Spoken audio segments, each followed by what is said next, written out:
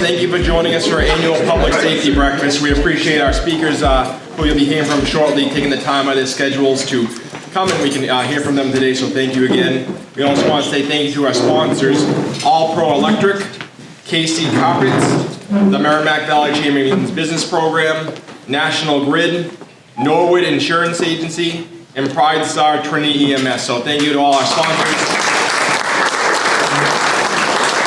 Appreciate their support as always. As you know, the Merrimack Valley Chamber has over 100 in-person programs each and every year. So we appreciate all your support. We appreciate you being here. If we can ever be of any assistance, you know how to reach us. So with that being said, I'm going to turn over to the Chamber President and CEO, Joe Bevilacqua.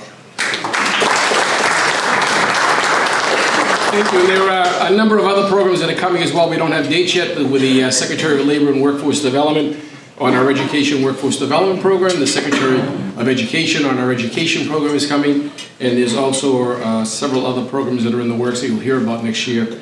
I want to recognize the Town Manager, North Andover. She is here. She's been very, very supportive, and we want to say thank you for your work with us on cultural historic programs. We'll be introducing that at North Andover. I think you know that community very, very well, and she's been doing a fantastic job. I also want to tell you one thing that the Chamber does, and we care deeply about our veterans, both women and men who served, as well as their families. This year at the annual dinner, we're going to recognize Mike Sullivan because he coordinated the program of the Chamber. The Chamber initiated a program. If you recall, unfortunately in Afghanistan, 13 American soldiers were killed, and one was from the city of Lawrence. Her dream was to have a home for her family when she came back. Unfortunately, she never made that.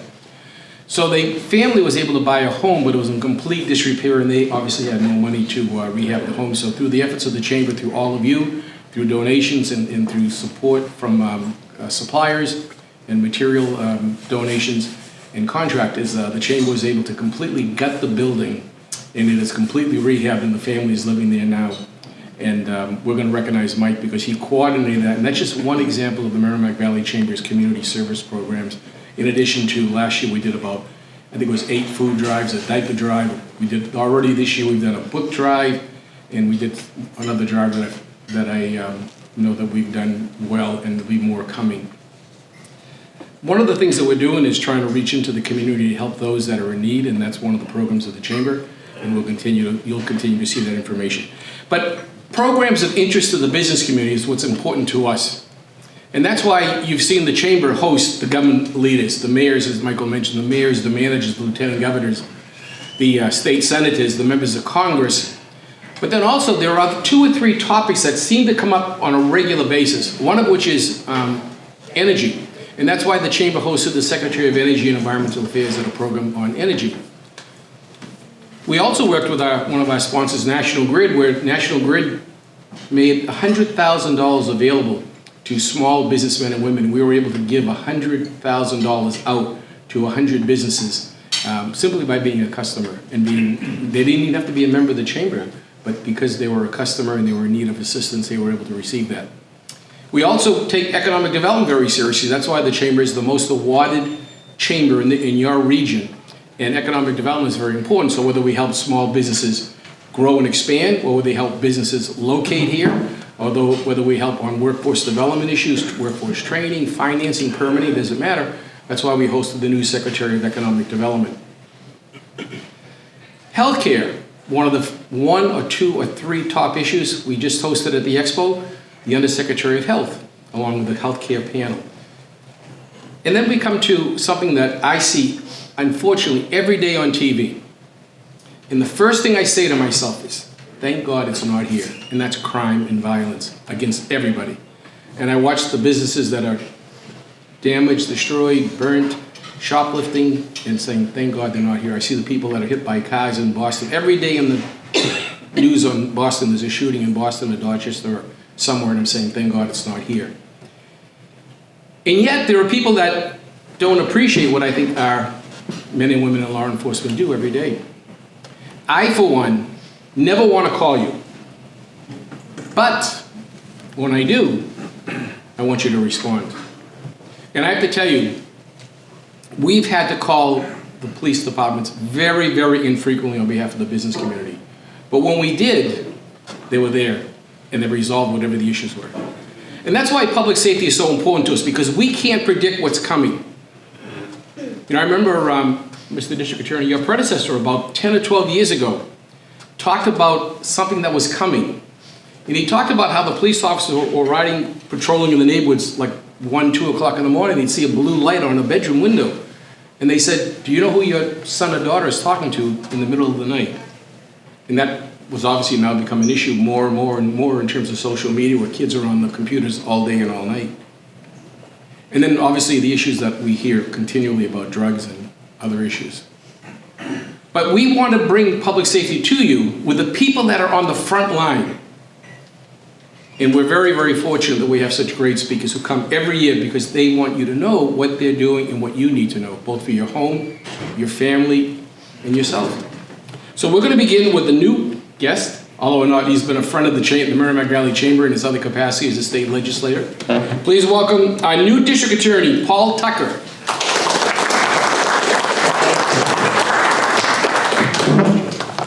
Good morning, everybody, and thank you for the invitation to be here. Joe, thank you. It has been quite an event the last few years working with Joe in the tourism and business community in my previous life as a state rep. I have to tell you, it got my attention when Michael was going through the list of events that are coming up for the chamber, and I was paying attention, but I was looking over my notes for the last time, and he said they'll be hosting on paranormal investigations. Now you have to remember, I'm from Salem, the Witch City, and when he started saying paranormal investigations, and he said the Essex County, I was waiting to say district attorney's office. Fortunately, it was something else. So we do a lot of investigations. Paranormal, I don't think is in the job description.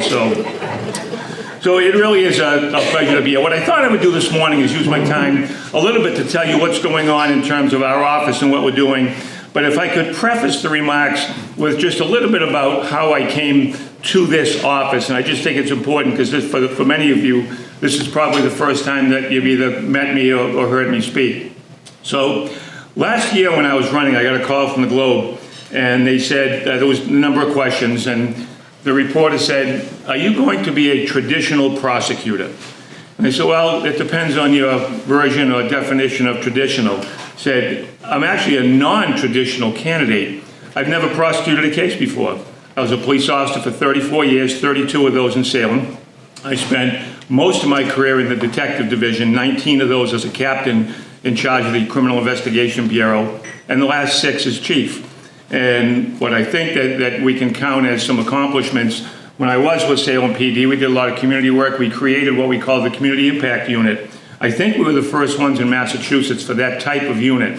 And it really had to do with having officers that were liaisons with the business community, working with folks that were homeless, with people that had substance use issues, mental health issues, things that have really caused a lot of us to rethink how we do policing, so to speak. Along the way, in informing how I look at the job as district attorney, I've had some great opportunities in my life. I've been very blessed.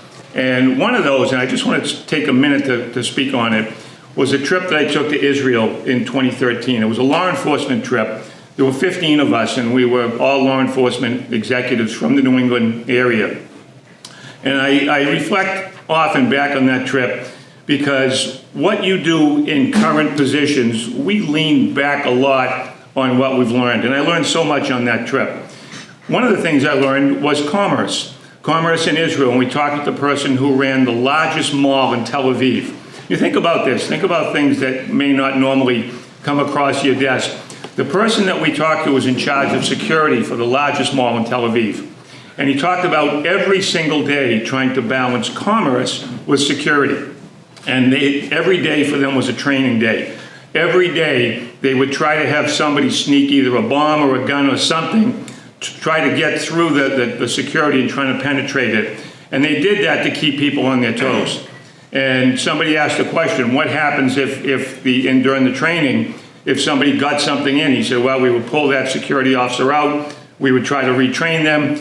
We need to balance getting thousands of people in a very quick way to make sure that they have the shopping experience and do it in a safe way. And then we said, well, what happens if somebody fails twice? And he said, they look for a new job. It has to be 0% failure rate, 0. We also went to a number of bombing sites, and they showed us how they cleared terrorist bombs, and at the time when I went, there had been a whole terrible spate of bombings. And they gave us the unvarnished look of how they do things, and we juxtaposed that with how we do things in the United States. And the question they asked us at first, when you came to Logan Airport, what did you do? Well, we got out, we walked right in, we checked in, and then right away they stopped us. They said, on your way here, when you got to the airport at Logan and you came to LL, you were already being profiled. People were watching. They were watching body movements. You went through certain layers of security.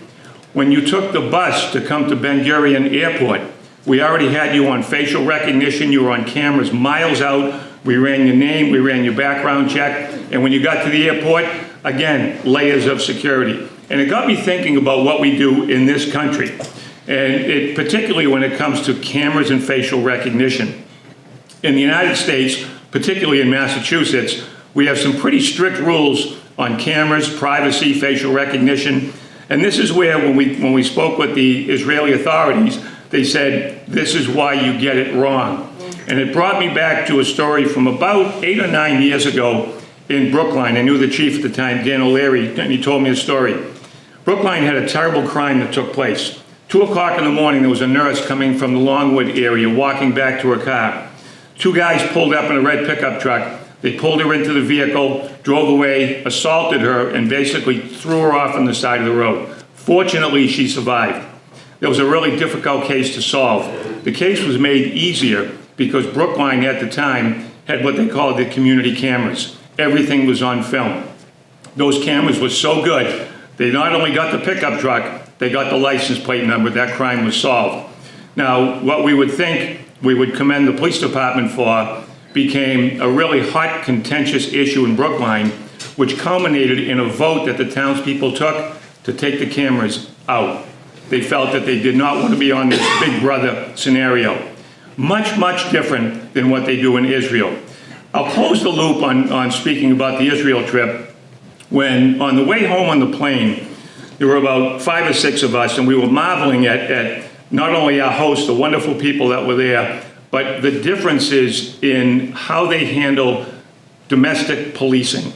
And one of the things that struck us was the goal in Israel after a terrorist bombing is to clear the streets within 4 hours, get commerce back up and running, get people back to their daily lives. And I remember asking the question to one of the Israeli commanders, isn't that insensitive? Isn't that diminishing the value of the folks who were killed or injured? And they said, no, far from it. We're doing this for the survivors.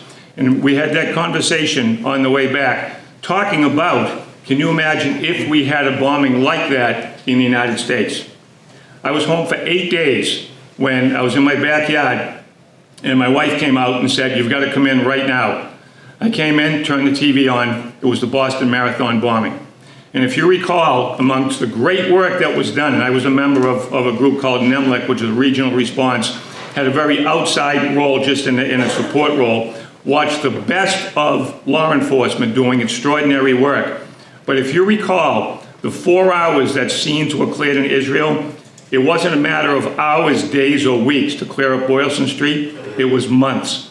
Much, much different. And these are some of the experiences along the way, as I say, as a non-traditional prosecutor, the things that inform me on my job. I want to tell you one more story, just because amongst the extraordinary people that I met in Israel, one stood out. It was a woman, she was a sergeant for the Israeli police. Her name was Ronnie Tabit, and she came and spoke with us. Ronnie and her husband, both police officers, had 2 children, and she took the bus to work every day. And one of the days she took the bus, there was a terrorist bomb on the bus. Terrorist committed suicide in the back. He detonated the bomb. Ronnie was thrown through the roof of the bus, which had opened up almost like a can. 2 years it took her to come back to work. And if you can picture 15 pretty hard-boiled police officers who pretty much have seen everything in their life, there wasn't a dry eye in that room when she talked about going back to work for the first time. How she walked to the bus and stood there and paused as the door opened. And with every step, only 3 steps to get into the bus, she talked about how it felt like a mile for each one. but she went and she sat down and she went to work. She did make one concession. Her and her husband said that they would never be able to all four of them get on the bus at the same time, husband, wife, and two kids. They would only travel two at a time on a bus because, God forbid, another bomb would destroy their entire family. That's the mindset, and that's something that every single day there's lessons that are learned in Israel. The other highlight of my career, I had the great fortune in 1997 to attend the FBI National Academy at Quantico, Virginia. One of the highlights of my life, and really, again, these are the milestones along the way that have informed me of how to do my job, I believe, the best way as district attorney. Some of the things that we face that I look back on, how we handle cases. I got on Salem PD in 1983. One of my first nights on the job, came upon a car accident. I was riding with an older partner. Most of the officers at the time when I got on, most of them were from World War II and Korea era vets. And they did what I consider to be the early community policing. They did it before they even knew there was a name for it. They knew how to talk to people, they knew how to handle people. They also had a bit of a different way of enforcing the law. One of the first nights on the job, I'm brand new, ready to go. I don't think I had even used my handcuffs yet. We come upon a vehicle that's crashed into a telephone pole. Single vehicle, nobody's hurt, nobody else around. I'm ready to give this guy a field sobriety test. I learned him in the police academy, ready to go. And the officer said, put him in the back seat, we're taking him home to his wife. That'll be punishment enough for him. Lesson learned. Fast forward, domestic violence cases.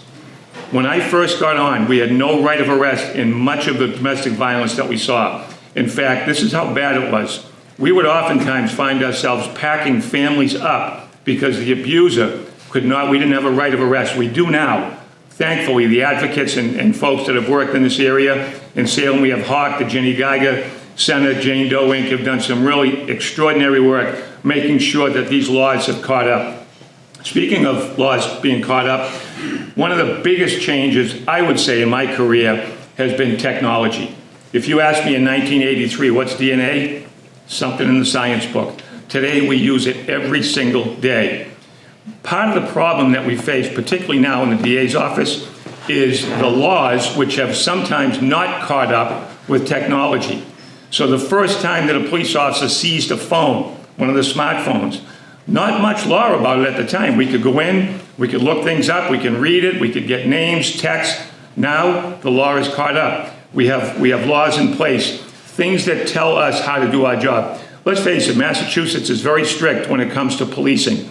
And I think the good side of that is it causes all of us in law enforcement to make sure that we do the best job that we can. I had an 8-year career at the State House. I was on the Judiciary Committee. I was on the Public Safety Committee. Was able to do quite a bit of work. Enjoyed it. When John Blodgett told me he wasn't going to run again, I decided the next step for me, if it works, is to run for DA. If it doesn't, I would try to find something else. I went to law school when I was 37 years old.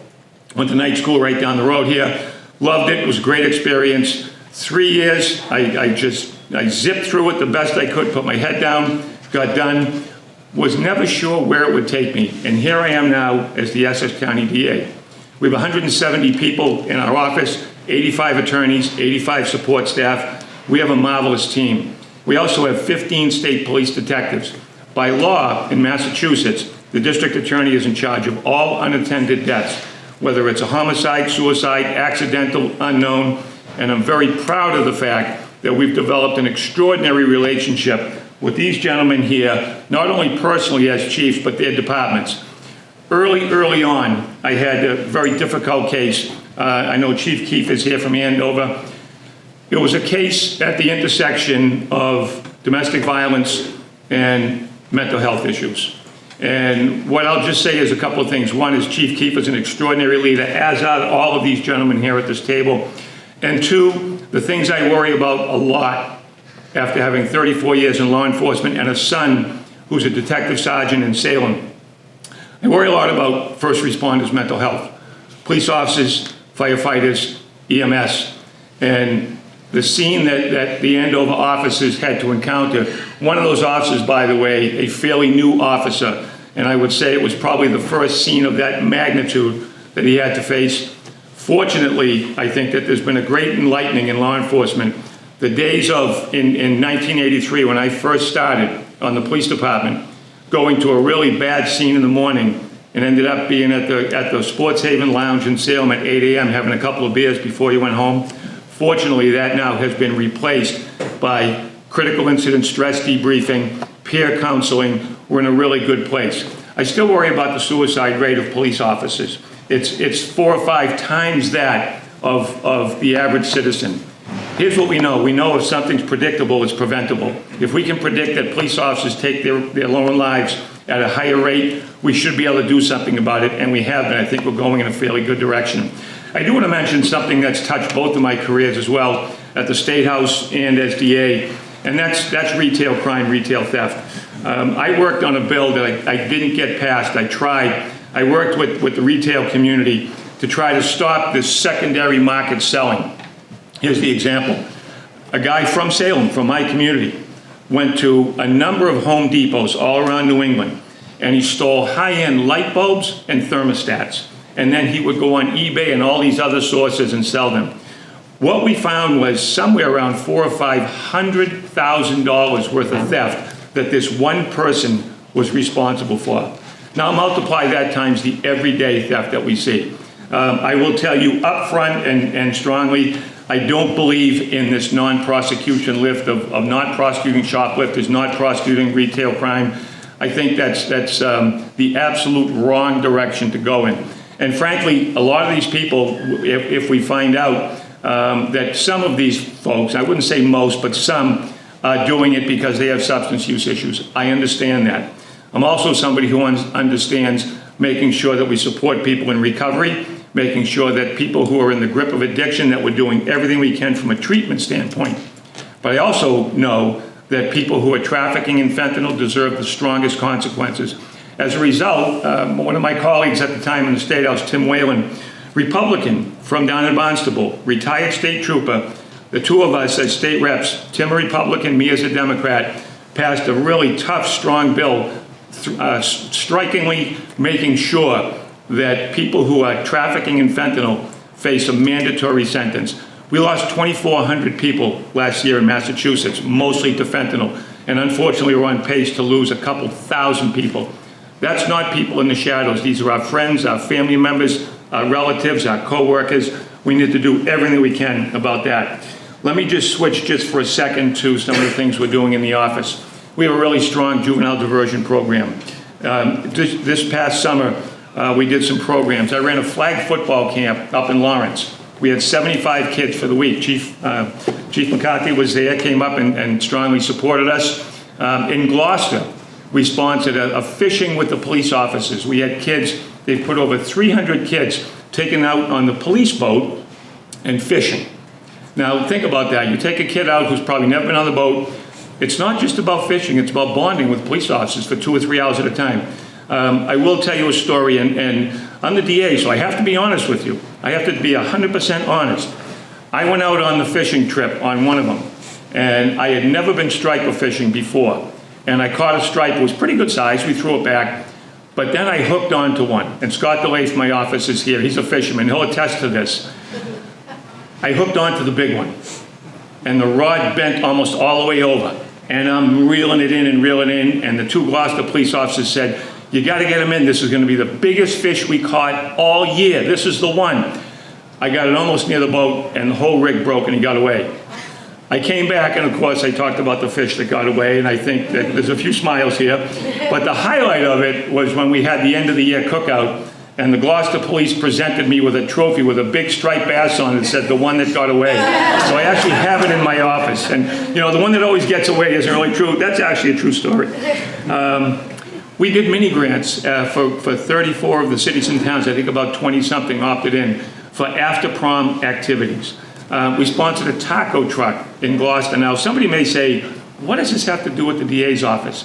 I say it has everything to do with the DA's office.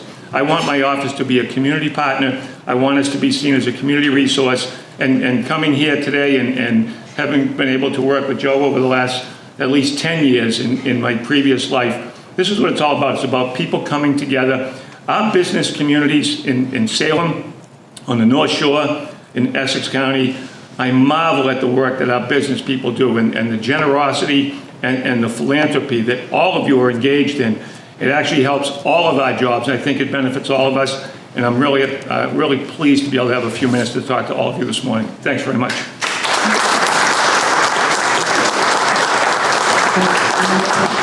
Let me welcome a couple other people here.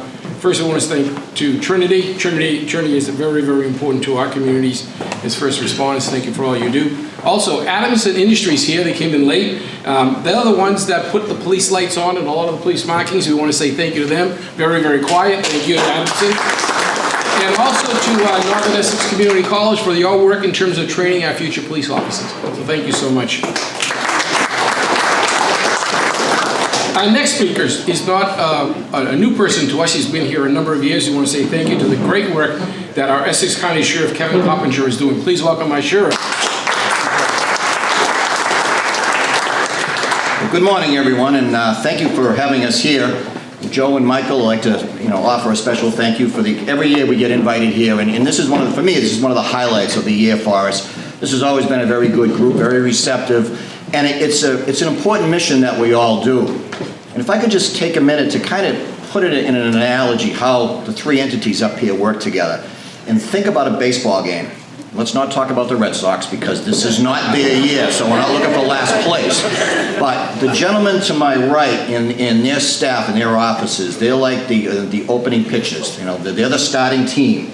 They go out and they do the job. Their number one goal is public safety on the streets.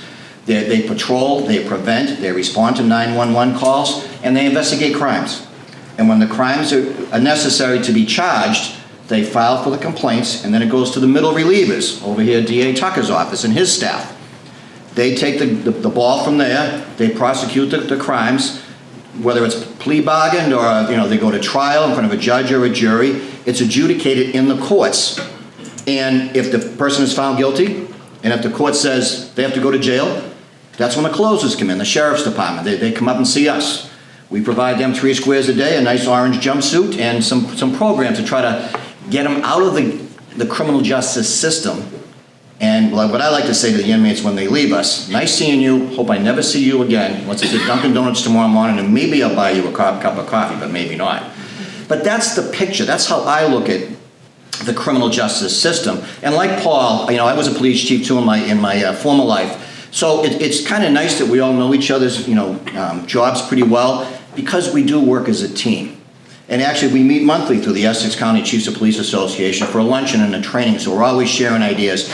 But the phones are always being used to communicate daily on any issues that are pertinent to everything that we do, which is very important because, like I said, at the end of the day, it's public safety. How do we make your communities better? How do we improve the quality of life in your neighborhoods and in your businesses? And how do we just reduce recidivism, which is my business? We don't want the guys and ladies coming back into the communities and then tying up the 911 lines, tying up the district attorneys and going that route. So when you look at the sheriff's office, a lot of folks don't know what we do. I found that out 6-7 years ago when I first ran for sheriff. I found it out last year when I was campaigning again. We're not in the front page every day, but we are the second largest jail and house of correction in the Commonwealth of Massachusetts, only second to Suffolk County, which is the city of Boston. Our average population lately is about 1,050. And since criminal justice reform back in 2018, a lot of what we call the low-risk individuals that were incarcerated back then, individuals charged with maybe larcenies, shoplifting, some minor breaking and entering charges that were sent to the jail, these individuals aren't coming to jail anymore because of CJ reform. They're in your communities. They're in there either going through diversion programs, Paul mentioned some of those, community-based programs, maybe the judge kind of had pardon the expression, come to Jesus meeting with the individuals and said, hey, get your act together, we'll put you on probation, but if you mess up, you're going to go up to Middleton, to the jail. So a lot of them are out there. The downside of that is what's in jail today are the high-risk individuals. These are the individuals that need a lot of attention. And believe me, I mean a lot of attention. Our jails and our houses of correction today are our number one institution for dealing with drug abuse and mental illness. It's tough. And a lot of these individuals, when they come into us, are lost. So I want to try to make it briefly because I can be up here for another hour and a half, and we all got things to do today, but when somebody comes to the jail, we try to do a quick assessment on them. Same way as if you walk out the front of this country club today and you trip on the curb and you sprain your ankle, you're going to go to the emergency care center, the emergency room. You're going to see a nurse. She's going to triage your injuries, write up a report. A doctor's going to come in. He's going to look at it, make a diagnosis. He might say, okay, you need to be splinted. You might need physical therapy. You might need this, that, and the other thing. It's a plan. It's a plan to get you better. That's what we do. Individual comes to the jail. We do an assessment, make a plan. Why is he or she here? What's the issue? Is it drugs? Is it alcohol? Is it mental illness? Is it family issues? Were you a victim of crimes such as human trafficking for some of the women we have? We look at that. We look at their education. We look at their job performance. We look at their family life. Take a big snapshot. Okay, and I say this tongue-in-cheek, but while they're with us, we have a captive audience. So, and they better be captive, because if they get out and we're not supposed to get out, I'm going to end up on the front page of the Globe, and I'm not going to like that. So we have them, so let's get that plan together. And that's why we do so much that's why we do what we do in the jail, to try to address those needs. And I've been up here now 7 years. I think these breakfasts have been every one of them. So you've heard me talk about some of the treatment programs we have for drugs. We can detox them. We can medicate them through medication-assisted treatment. We can give them counseling. We have a medication-assisted treatment facility in the Middleton jail that, under a doctor's care, it's become a national recognized model. We have folks from all over the country who come to Middleton to look at our program to give them medication-assisted treatment to deal with the addiction. That's huge. A lot of them don't have an occupation. They've been living on the streets. Maybe there was a horrible family life growing up. We try to give them some education to give them, we give them some vocational training, such as we have a hardscape program up here at our Lawrence facility, our Lawrence pre-release, that we partner up with the New England Concrete Manufacturers Association, teaching the inmates how to do hardscape. What I mean by hardscape is landscaping, masonry walkways, patios, how to beautify properties. We teach them the trade with the experts in the field, so when they get out, they can get a job. It's been very, very successful. A lot of landscape companies will scoop these guys up and give them a job. We also have programs teaching them how to work in the technology field with like Cat 5, Cat 6, fiber optic cabling. We teach them how to work in the restaurant industry, the construction industry. We do all that to give them a chance. But one of the things I really want to talk about today is education. And I know our friends over here from Northern Essex here, a big part of our institution. Their staff, their teachers come to inside Middleton each and every day and teach the inmates. That's huge. They come in and they can take college level classes, or even they don't have their high school equivalency, they're high set. They'll come in and working with Northern Essex, and we also have Merrimack College in there too, but Northern Essex is under contract, the biggest one, but they come in and provide a great service. What I wanted to say, earlier this year, and we're just starting to ramp it up though, we were lucky to work with the Massachusetts Department of Elementary and Secondary Education to get a grant. So, but just shy of $2.5 million to be spent over the next 4 years for adult basic education. It's going to allow us to put 240 individuals into the seats, into the classroom, working with folks like Northern Essex and some of the other providers, to teach some of these folks who some of them can't even write their name. Give them some training. Give them the education. Get them something. We also, there's a double meaning here, because if we can, while they're in jail, and don't forget, I said it, but we have the high-risk inmates now. These are the troublemakers. And if you leave them to be bored and have no direction inside the jail, they're going to be a pain in the neck to us. We're going to have problems. What I like to tell our officers, we don't pay you to fight, we pay you to control. Your best weapon is your voice and your brain. We can use those and we can give them something to do. Keep them busy. They stay out of trouble. Our officers don't have to go hands-on, as we call it. The inmates don't have to go hands-on with us. We keep them engaged, we keep them in the classroom, we keep them focused, we give them a cause. So when they get out, they don't come back. Now the average stay in Middleton is 9 months. They can stay up to 2.5 years. So you're probably saying, well, how are you going to get all this in Coppinger and then they're going to be gone? Well, that's the beauty about what we do with some of our programs, particularly with Northern Essex. They can start these programs and we can drop them in any level they need. And as we move forward, and before they release, or when they get released, we can hand off to Northern Essex, or if it's down the other end of the county, North Shore Community College, or anybody else that's in that area, just to get it going. And last year, I think I talked about our STAR program, supporting transitions and reentry. This is something I'm very, very proud of, that we had a great staff, a great team to put this together, because all these programs we do, all these treatment treatment programs that I mentioned, the vocational training, the educational training, we want a community resource so they can pick up the ball for us and take it to the next level. So we opened up 2 STAR offices, one in Lynn, one up this way up in Lawrence. They're open Monday through Friday. During the Monday through Thursday, we're open until like 8 o'clock at night, so the individuals can go there. So when they leave jail, they can continue these studies inside the STAR offices. They can also be, referred from the courts directly to the STAR offices, so they don't have to go to jail, but they are being controlled or being monitored to get these services so they don't recidivate. And of course, I worked for Lynn Police for 32 years, so I am partial to them, but I got to say that when we opened up this one in Lynn, Lynn Police has a bicycle unit that works downtown in their busy area, and they came to us and said, can we refer people off the street without going through the courts? Kind of a preemptive strike before 911 is called. We said, absolutely. It's all voluntary. Lynn PD, our first year, gave us 53 referrals. These are the folks that were on that bubble. And the officers, any police officer, and I think these gentlemen will agree with me, any police officer worth his or her salt should know the good guys and the bad guys on their route. And, so the Lynn officers saw these gentlemen and ladies who were on that bubble, referred them into the STAR program. We took the ball from them with our partners, and we gave them the resources they need. And I don't really have any statistic yet, because it's only been a year. We tend to go out 2 years till we come back to refer the first year. But we can tell you it's been successful. We've had a lot of good success stories, and we see us coming. It's moving forward. It's reducing recidivism, continuing to improve public safety. So that's a quick snapshot of what we do. Like I said, I could speak for 3 hours, but we have lots of stuff to do today. So I want to thank you again. I want to thank my fellow law enforcement officials on both sides of the table here. Outstanding job you guys do and your officers do. Thank you so much, and thank you to all of you. Appreciate it.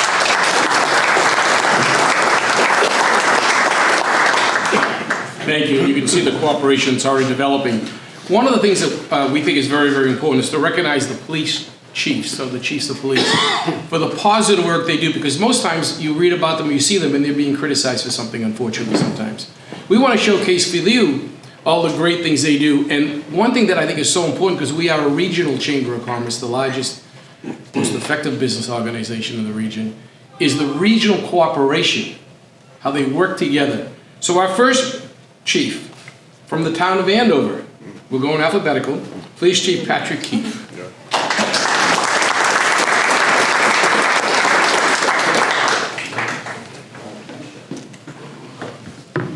Good morning, everybody. Thanks for having us. Joel, thank you very much. So we all kind of sit around and figure out what we're going to talk about. Otherwise, we talk about the same thing all the time. So luckily, Andover, I get to go first, so I get to pick. I'm going to talk about personnel. Last couple of years I've been here, we've been talking about how the patrol forces have been stricken by people not wanting to do the job anymore, people resigning, early retirements, and we've been dealing with that for about 3 years. And how does that affect you the most is quality of life. And I'll explain what we do in Andover. When that happened, my patrol force, which is 38 strong, we've been down by 20 to 30% for the past 3 years. What happens is you have to start pulling people out of detectives, traffic units, elder services units, and bring them back into patrol so they can do the most important job that we do, is answer your calls for service. We've been struggling with that for a while. The past year, things have improved. We've been able to hire officers. Last fiscal year, Andover increased my patrol force by 3, hopefully another 3 this year as well, so we can get those quality of life things back to you. Also, the pool of candidates that we are seeing coming through now are back to this pool of candidates that we probably had about 10 years ago. College educated, they're looking to do the job for all the right reasons. They go to the academy, they're passing the difficult law exams, physical fitness is not an issue at all. So I think we're all kind of seeing a light at the end of the tunnel about getting back to where we were. So now I can increase my detectives. I've been running with 1 drug detective, which is a dangerous thing to do. I'll be able to up that by 2. We reinstated the traffic unit. That's one of the main concerns for quality of life. We all know traffic is out of control in the Merrimack Valley right now. So a little bit of enforcement hopefully will slow things down for people on the roads. We also are going to be able to get back a embedded mental health clinician for the police department. We've been struggling with mental health for the past 8 years now. We're starting to get a lot of good resources, but the most valuable resource we can have for the police department is have clinicians that are embedded with us, that work with us and do a co-response model. So we're looking forward to that. Again, thank you so much for having us. It's great to know that things are moving in a positive direction. So thanks to the DA. We've had a great DA the last 22 years, like John was on there. We're gonna have another good one here. So Essex County, we're very lucky with that. Thank you very much. Thank you, Chief. Our next chief from the city of Haverhill, Police Chief Robert Pistone.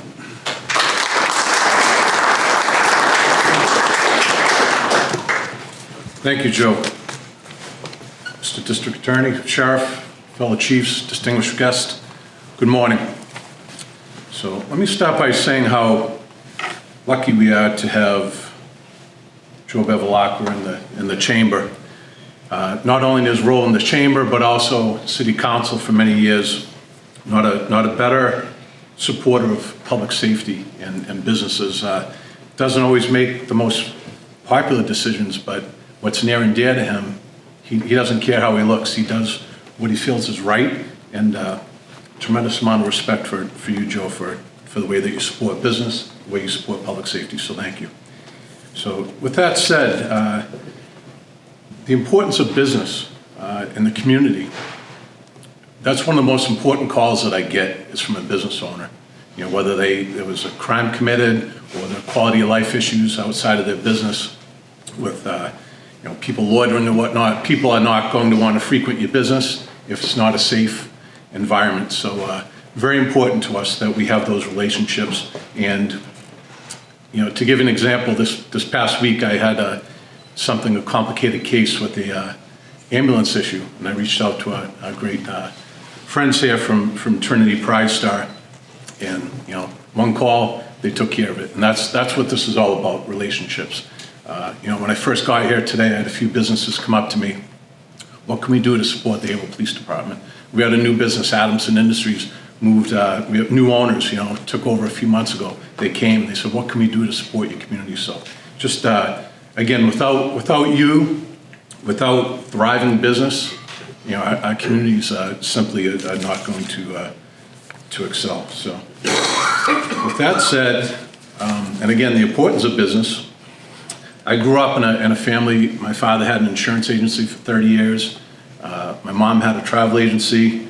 My brother has a dumpster company, and my other sister's a podiatrist. So again, I know the importance of business and how hard it is day to day. That at the end of the day, it's you all by yourself, and everything's on your shoulders. So again, anything we can do to support you, let us know. And as far as the Haverhill Police Department goes, we just received a reaccreditation nationally. We're one of only 5 municipalities in the Commonwealth that are nationally accredited. We're very, very proud of that, as well as being state accredited. And one of the reasons that we're nationally accredited is because, as Chief Mandover mentioned, we talk about a full-service department. And when I say full-service department, again, we have everything from school resource officers, detectives, traffic unit, narcotics gang, community policing, motorcycle, domestic violence advocate. It can go on and on. But that will all cease to exist if we don't have the proper staffing. And a lot that's going on right now, besides officers not willing to come into the profession, quite frankly, is pay. You can see people now that can work at box stores and make $20-odd an hour. We have police officers starting that are making $20-something an hour. Something wrong with that equation. So, one thing I ask of all of you, when you talk to, our legislatures and our lawmakers, there used to be a thing where officers got paid for being educated, and that ceased to exist. And, communities could pick that up individually, but a lot of communities did not. And that's really, really hurting us right now. Again, people are seeking other jobs that, quite frankly, less dangerous, not working nights, weekends, holidays. And so we need to make it attractive again to, in terms of pay-wise. A lot of people, they do it, it's a calling, but on the other hand, we all have to pay our bills. So if we don't continue to keep up with recruitment, retention, we're going to cease to have, a full-service department. In Haverhill, crime was down 7% last year. This year-to-date, down 11%. So again, excellent police department. Very, very proud of the men and women in the department. And so Chief mentioned mental health. I'd say probably 75% of the calls we go to in some way deal with mental health or substance abuse.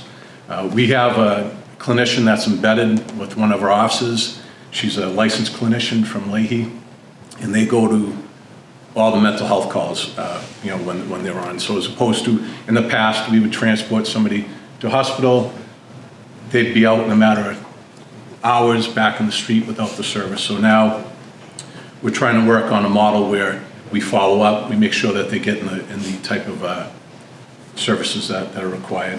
We also have another clinician that goes out anytime we have an overdose in the community. We have a clinician from NFI. They go out with our officer, follow up, trying to get people into treatment.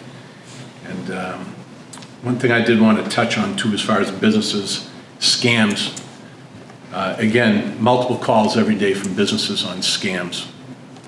People spoof emails. You're going to get an email saying, hey, Joe, this is Jane, I'm tied up in a meeting, can you wire money? Another thing would be Venmo, and make sure you know who you're talking to on the other end of an email, a phone call. Do your due diligence. You get an email or a call from National Grid that you're behind and they're going to shut your electricity off. Hang up, call the main number, verify. I had one local business recently, they bought a lot of product. The usual transaction was they give the driver a check. This was like a $20,000 transaction. Well, somebody hacked somebody's email on the other end and said, dear Mr. So-and-so, instead of giving the driver the check, just wire the money here. And they did. And unfortunately, the money was lost. So just make sure you know who you're dealing with. If things are out of the norm, verify. Lastly, I wanted to touch on, and I want to give a shout out to the town manager from North Andover, the recent floods.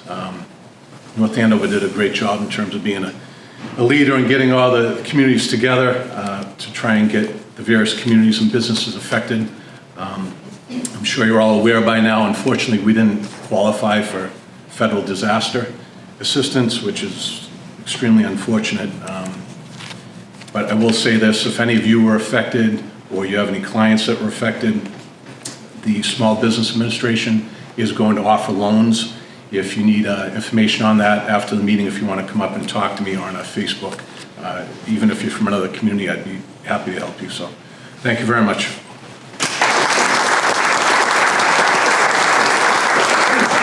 Thank you, Chief. And I just want to pick up on that. I actually had a chance to tour the properties in North Andover as well as Haverhill and other communities. It's absolutely devastating. When I read that MEMA did not approve the federal disaster, I was absolutely surprised. The only bright spot is with the SBA. The Chamber and the SBA are very, very close, and they will provide assistance, but not to the level that we were hoping for in grants. Chief, you're absolutely right. And I want to commend the first responders because we actually toured some of these buildings. It was absolutely devastating, as the town manager knows, what happened to these businesses, but yet the police and the fire and the town and city officials were there, and I want to really commend them for that because businesses were at a loss. And I want to say one other thing about our chiefs before we hear from the other two. I was with a new business late Friday afternoon, and they have a property here in the Merrimack Valley. I don't want to mention the name of the community, but also in Boston. And they were broken into in Boston, and their profit for the week is going to replace the windows that they broke and the items that were stolen. And they've told me they've never had a problem out here in the Merrimack Valley. Now, that's not to say it'll never happen, but I really want to commend the chiefs and your men and women, because we have heard nothing but positive things about whenever there was a need, we've heard great things, and I just want to say thank you, because not enough times do we say that. You know, we hear a lot about defunding the police and the problems, and, you know, as the district attorney mentioned, you know, people are doing some crazy things around this country. But I know you all want to be safe. You want your business to be safe, you want your family to be safe, and these are the people that make it happen. So without further ado, the new Lawrence Acting Chief, Michael McCarthy. This is his first visit with us, and hopefully not your last. Good luck, Chief. Good morning, everybody. Thank you for having me. Thank you for the introduction. Just a brief word on the floods. We had a lot of rain this year, and every time it rains, I reach out to Chief Gray because our PD floods. So we have to evacuate the cells which are in the basement. So every time it rains, and I call him, the first thing he says is, "Do you need to bring prisoners over here?" So he knows we're flooding. So thank you, Chief. But regarding business in our community, we have a business liaison. We've had one for a while. One of the first things I did was bring him up into the chief's office and made him part of my staff, because we need to have a connection with businesses, because businesses drive the community. We want to make sure that your patrons are safe, that the pedestrians are safe when they're walking to and from your businesses.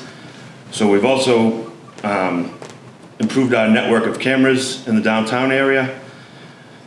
We've started enforcing crosswalk violations. We have, I think one of my previous counterparts spoke about a mountain bike unit. We've instituted that, and we have more visibility in the business areas, and we look to expand that going forward. And another thing I'd like to speak about is the recent affliction with dirt bikes that I'm sure everyone's dealing with. So we had a recent, I don't know if you saw it in the paper or in the news, we had a recent operation which involved the state police, district attorney's office, sheriff's department, and all the chiefs and their staff sitting at that table.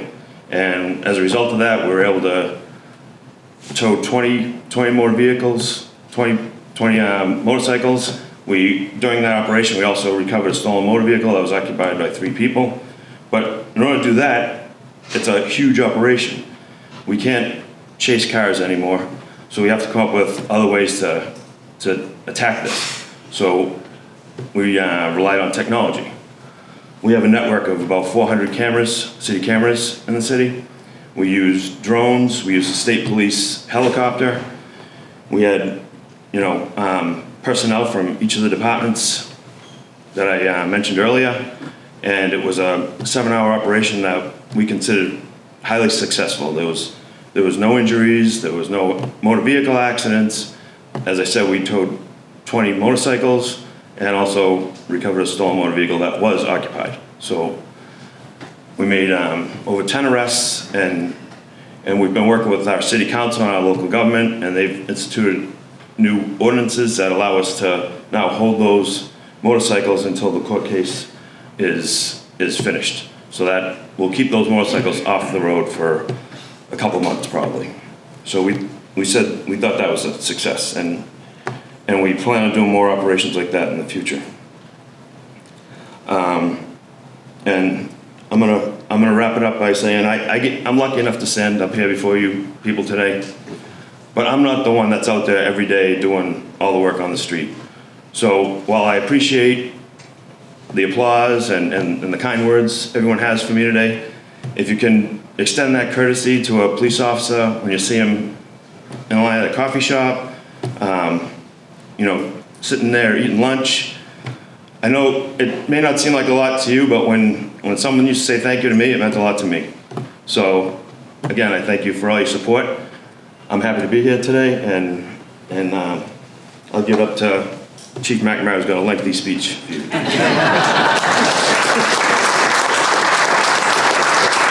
Thank you, Chief. Let's welcome the Methuen Police Chief, Scott McNamara.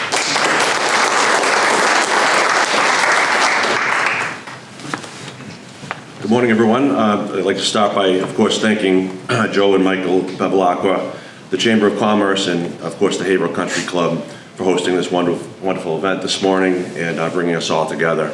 I certainly also want to thank District Attorney Tucker and Essex County Sheriff Coppinger for all of not just your kind words today, but all of the support you've offered me through my limited tenure. I'm grateful for that. Thank you to you both.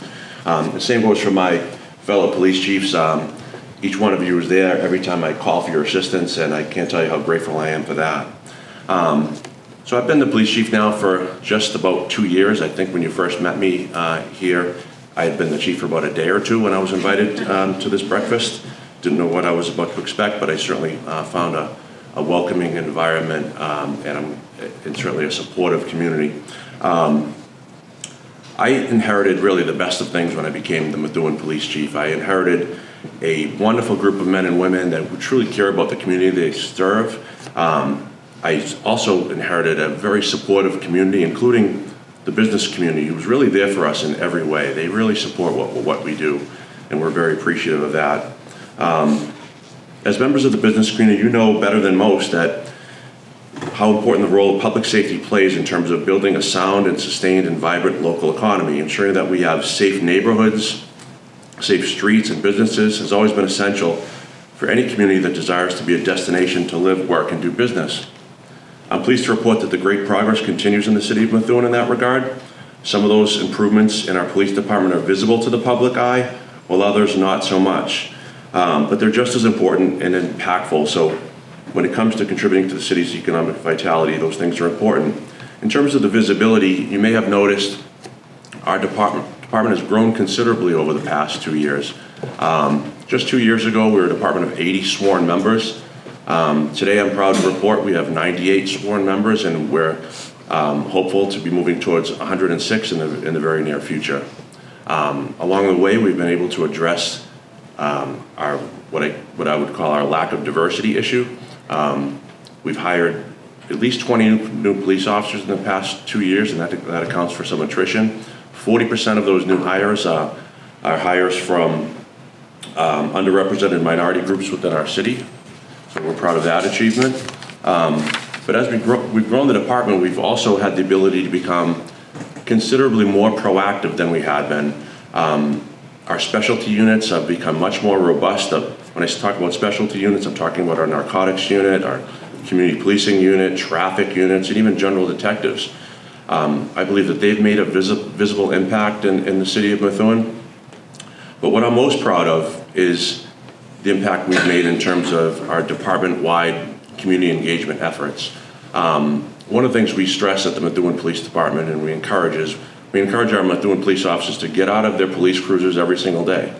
We don't want our police officers just to be seen speeding past in a marked cruiser with their blue lights on.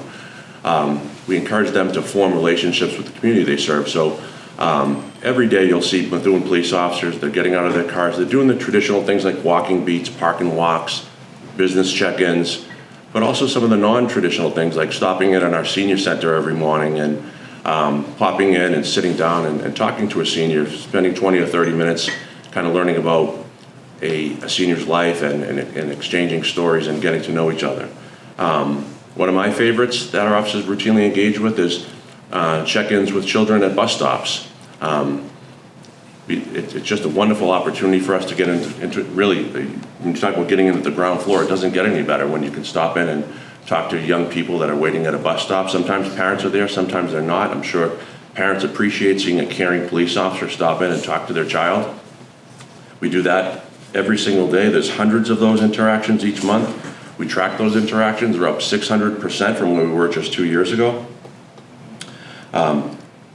Some of the other visible changes you may have seen, I think 2 years ago you may have heard that we had probably one of the most deplorable patrol fleets, not just in New England, but perhaps beyond.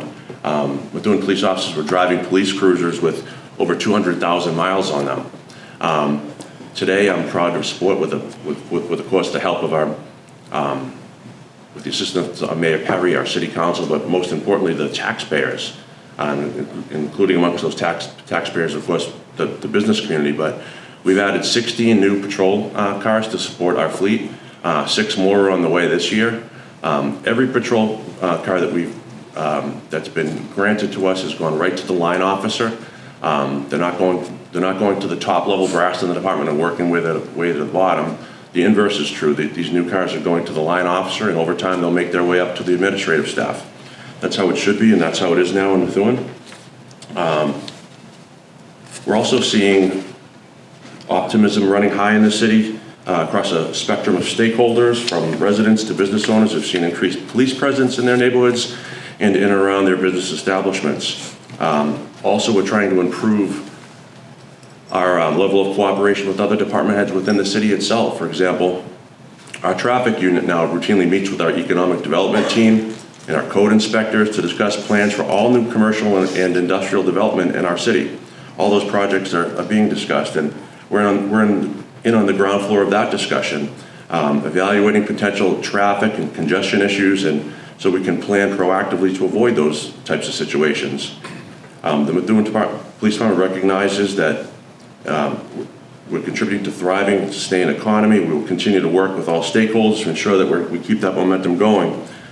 I want to give you just a brief window into what's going on in the Methuen Police Department. A year ago, I spoke more towards what we had hoped to achieve, and today I'd like to give you more of an insight of where we are now. One of the things we did both formally and informally is we surveyed our staff and got a sense of what their feelings were and where they thought we were weak and where we thought we needed to improve. And one of the things that was touched on almost universally was a lack of morale in the department, and how we might improve that situation. And certainly that goes to the overarching thing we have in law enforcement today in terms of recruitment and retention. If people aren't happy in the place where they work, they're going to find alternatives. In some cases, alternative police departments, and now, unlike what we've seen in the past, sometimes we're seeing police officers leave the profession altogether. That's something that you didn't see 20 or 30 years ago, but it's part of what we deal with today. So improving morale is important. And one of the things that they talked about in Methuen was they felt that there was essentially a fundamental unfairness when it came to things like who was promoted and who wasn't, who was chosen for specialty assignments, and who wasn't, who was disciplined and who wasn't. So we've added what I view as fair and objective processes in all those areas. As a result, we've seen market improvement in those areas. Particularly, for example, I'll talk about our promotional system. We of course use the civil service system, and in some years past we've used assessment centers. But one of the things we do is we settle on a process we think is fair, and we trust the process. I'm reluctant to substitute my subjective judgment for the processes we put in place, and as a result, police officers know that if they qualify for a position, they put in the time, they put in the effort, and they achieve the results, they're going to be rewarded for those efforts. I've had the privilege of promoting 10 police officers to their current supervisory role in the department, and along the way, we haven't had to bypass any employees to make that happen. And I think that that's going a long way to improve morale in most cases. There was also concerns of lack of trust in the organization, lack of trust in the command staff, and what that was centered around, it more or less was a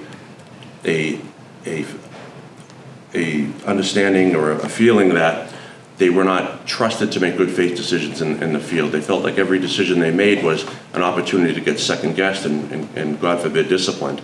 So there's a top-down approach now in the department in terms of empowering our police officers to make good faith decisions that are in the best interest of the organization and the citizens they serve. If there are mistakes made, as they will be, we look at that as an opportunity to coach a police officer up, to train a police officer, to constantly improve our delivery of service. It's not always about disciplining an officer. Sometimes you just need to be there to support officers so they can get to a better place. Another issue that was kind of foreign to me, having come from the Lawrence Police Department, where I worked for 25 years with Chief McCarthy, one of the highlights, I think, of that department is the true sense of camaraderie that exists there. It's a department where if, God forbid, somebody was experiencing a tragedy, the whole police department is there. If there's something to celebrate, the whole police department is there for you. Or at a retirement party, it's you better get your tickets early because everyone's going to want to be there. That wasn't the case in Methuen for some reason. I look at it as more of like the analogy I use is it's a 4-cab type of situation. If police officers had a place to go, they'd have to call for 4 cabs, and maybe I need to update that to say 4 Ubers today. But that's not where you want to be as an organization. You want to kind of get to a place where you trust one another. You want to be with one another. One of the ways that we've addressed that I think is fairly unique is we've introduced a internal social wellness team to the department. We've gathered employees from a cross-section of the department that meet once a month simply for the purpose of scheduling events that draw the department together as opposed to apart. Some things that are as simple as Saturday afternoon hikes, cookouts, sometimes off-site, sometimes on-site at the shift change, pick up basketball games, pick up softball games. I'm proud to report that I believe we beat the Lawrence Police Department in a doubleheader last weekend. I think they had a ringer. I want the roster. I think the rematch is scheduled for next week. Things like road races, Red Sox games, and when we first started to roll this out, we didn't have a whole lot of participation, maybe 5 or 6 employees, and then that grew to 10 to 12 to 30 to 40.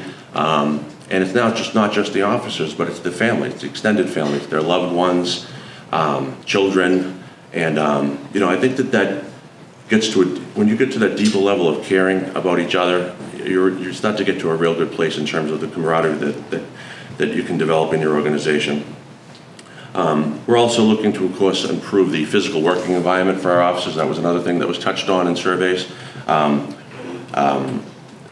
current capital improvement plan calls for us to remodel all of our bathroom facilities, add shower facilities that we have not had previously.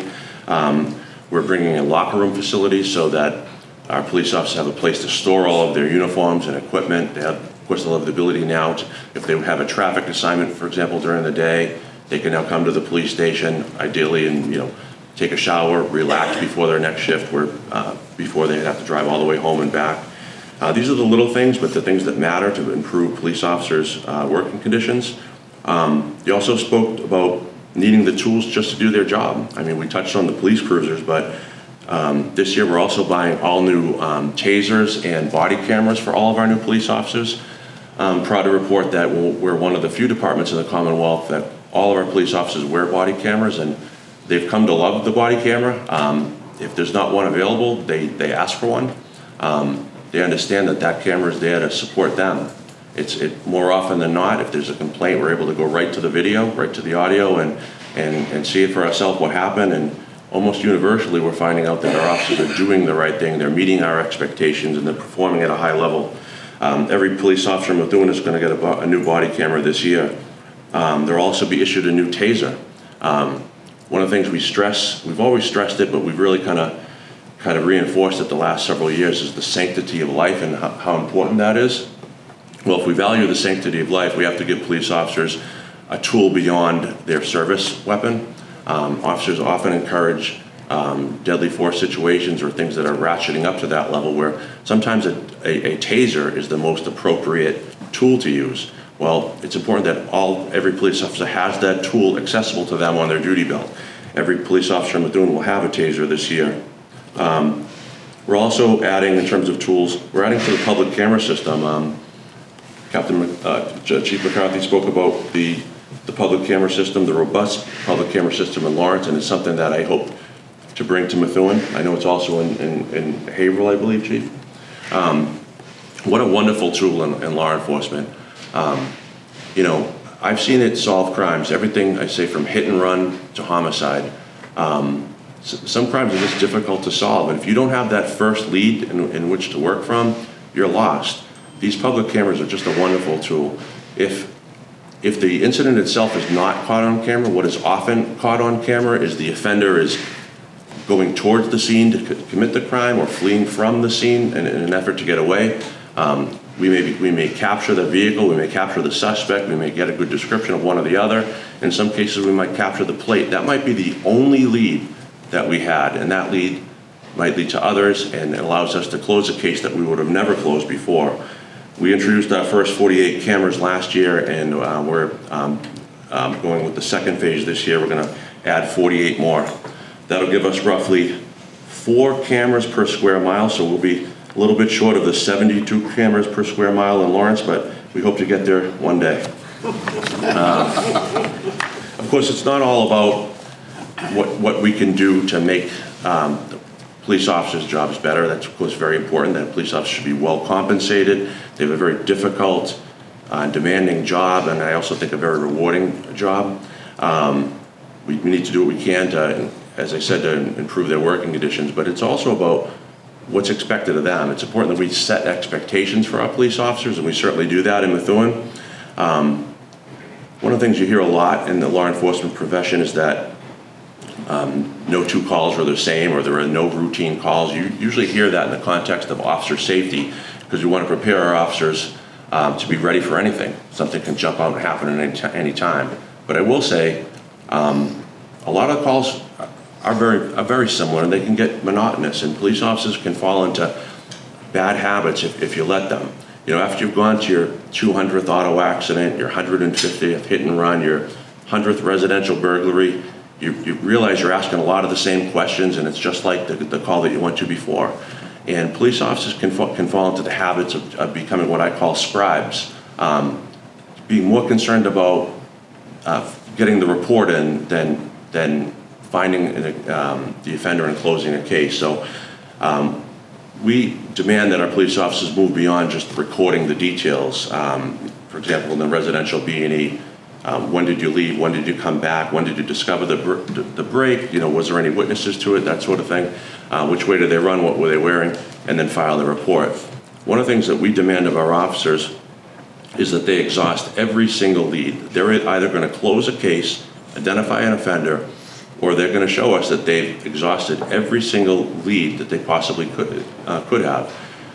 You know, sometimes, irrespective of the seriousness of a case, it's just that one police officer that citizen is relying on, and you know, without the effort there, that citizen is lost. If you're a victim of I use the example of a hit and run. It may seem like a minor crime, but it's not so minor to you if somebody crashed into you and then you also suffered the indignity of somebody fleeing, and now you have to pay your $500 deductible because we can't identify the offender. We have monthly meetings. We call them CompStat meetings, a term that was coined in New York City. But essentially, we meet once a month with the command staff, and we scrutinize every single report to make sure that every lead has been followed, and we've gotten to the bottom of every situation. We're also looking for things like hotspots and patterns so that we can make informed employment decisions and prevent the next crime from happening. Finally, I'll leave you with this, my painfully long speech, as Chief McCarthy correctly foreshadowed. I'm proud to report last year I touched on and foreshadowed our hopes in terms of certification and accreditation. Last October, we did in fact become a certified police agency for the first time, achieving those first 159 standards representative of best practices in our profession. And in June of this year, we finally did become a fully accredited police agency. So we're grateful for that, and we're proud of that. And I want to once again say how fortunate and grateful I am to have Chief Keefe here, who allowed me to use his number 2, Lieutenant Ed Guy, who's a subject matter expert. Lieutenant Guy spent quite a bit of time in the city of Methuen kind of ushering this along, so thank you, Chief, and we're at a much better place now. And finally, if you'd like to experience the culture of Methuen yourself, please join us on October 7th. October 7th is Methuen Day in our city, so it's right down in downtown Methuen on Hampshire Street. We're going to have plenty of food, plenty of music, plenty of entertainment, so please join us. Thanks so much.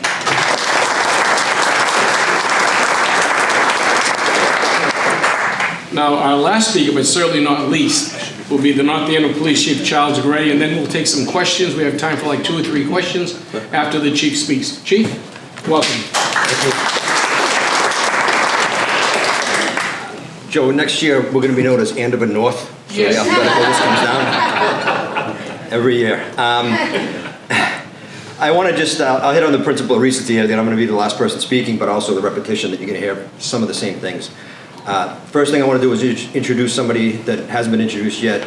Along with Melissa Rodriguez here today, the Deputy Town Manager's niece Casey's here in the back there as well.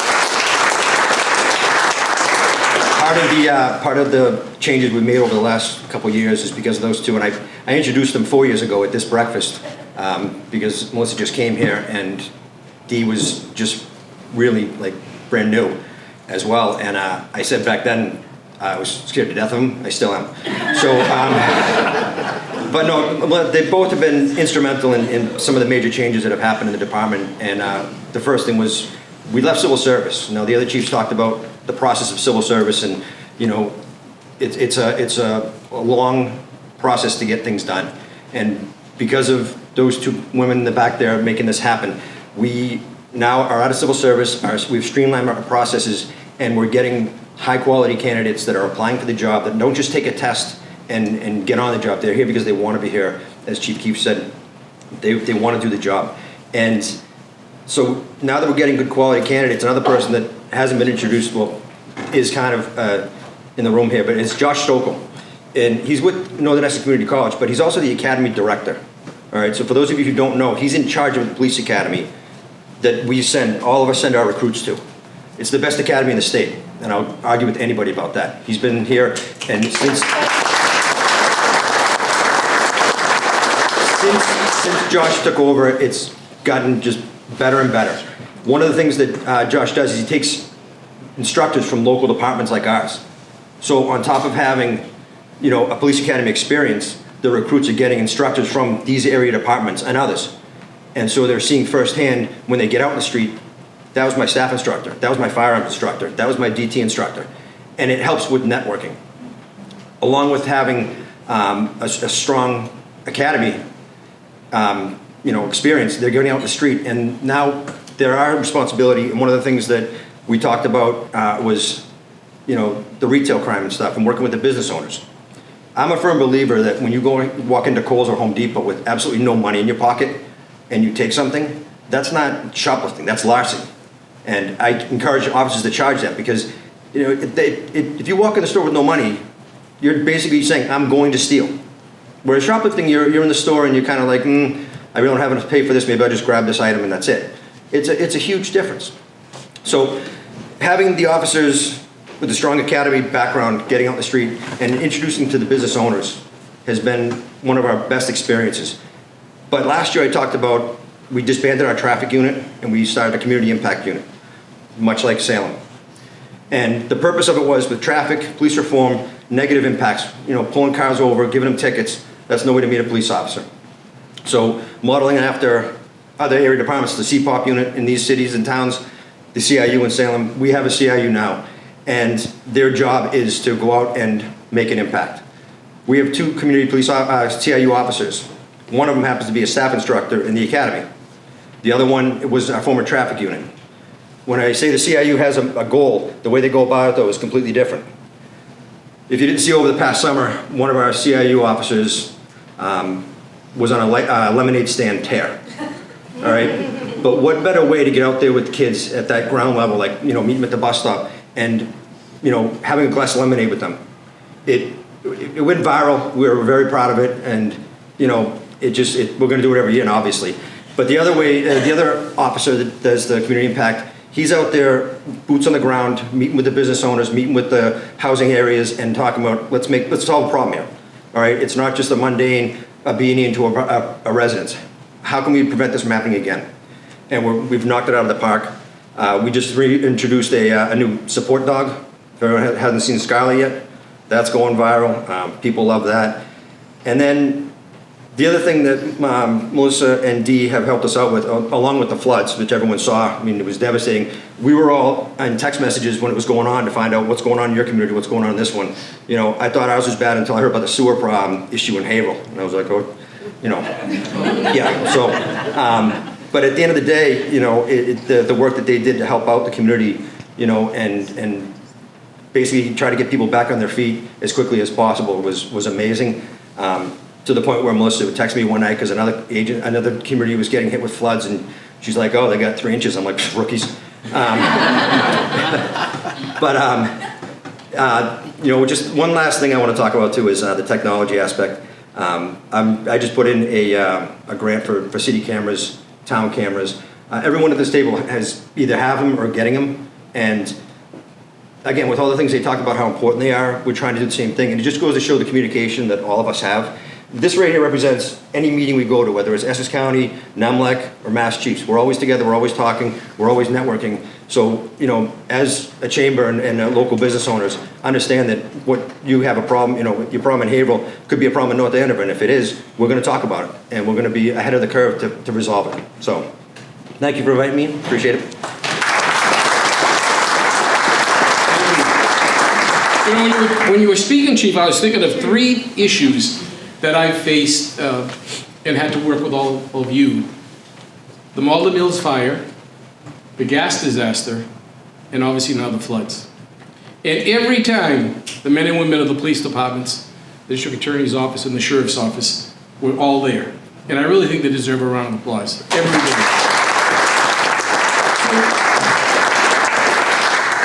I also want to recognize also Deputy Doherty from the City of Haverhill Police Department. Welcome.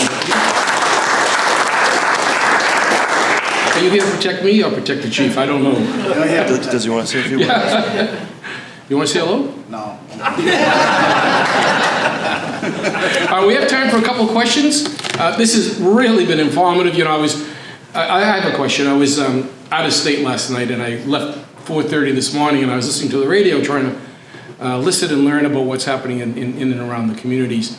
And they talked about fentanyl, and they talked about literally the amount coming across the border that's enough to kill millions and millions of people. And I heard each of the chiefs talk about the drug issues.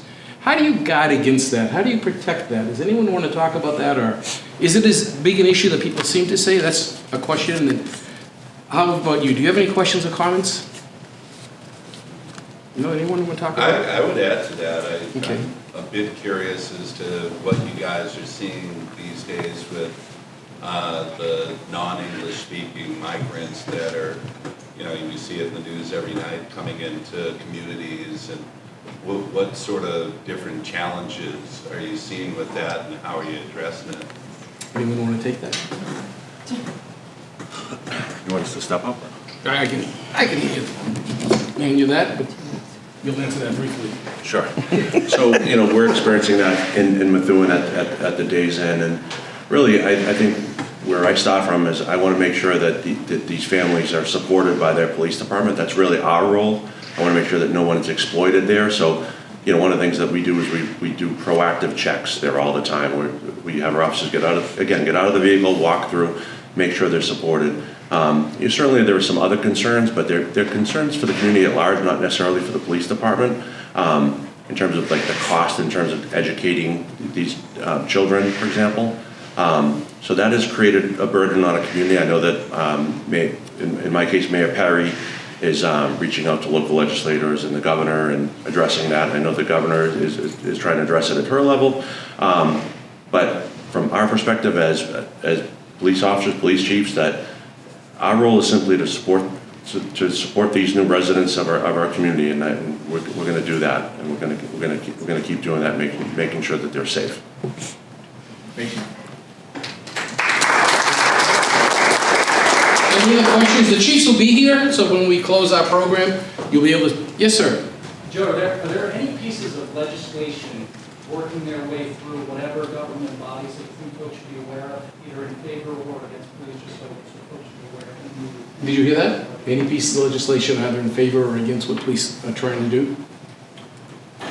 District Attorney? Thank you. Good question. So a couple of things come immediately to mind. One is that the House and the Senate are both working on gun bills, and it's been a bit of a contentious issue between both houses. I think the consensus is that Massachusetts, number one, has the strongest gun laws in the country, but two, there's a bit of an internal fight going on between the House and the Senate, what committee it should be heard in and what the scope of it should be. The House released a 140-page report back in August. I think it needs a lot of work, and I think we need to hear from our police chiefs. They're an important voice in that. The second piece, I would just encourage the folks that are in the business community to take a look at that secondary market bill. It's the one I filed a few years ago. It's making its way back. The amount of retail theft, as we know, is in the billions, and we actually can do something about it. I think people should be heard on that as well. Then there's a few other issues around mental health and treatment, and making sure that we're doing everything we can for folks. these are all our relatives, they're also your employees and folks that we care deeply about, so those would be the three I mentioned. Thank you. Okay. Any other comments? We want to say thank you to all of you. And I want to say once again that this is not the only time we see the district attorney or our friend the sheriff or our police chiefs. They're there whenever we need them, and we want to say thank you to them. We want to say thank you to our sponsors. Thank you to all of you. We try to get out before 9:30. The chiefs will be here if you have, and the sheriff and the district attorney if you have any questions. But thank you. Have a great day. Keep your eye on the Merrimack Valley Chamber website. And thank you again. Have a great day, everyone.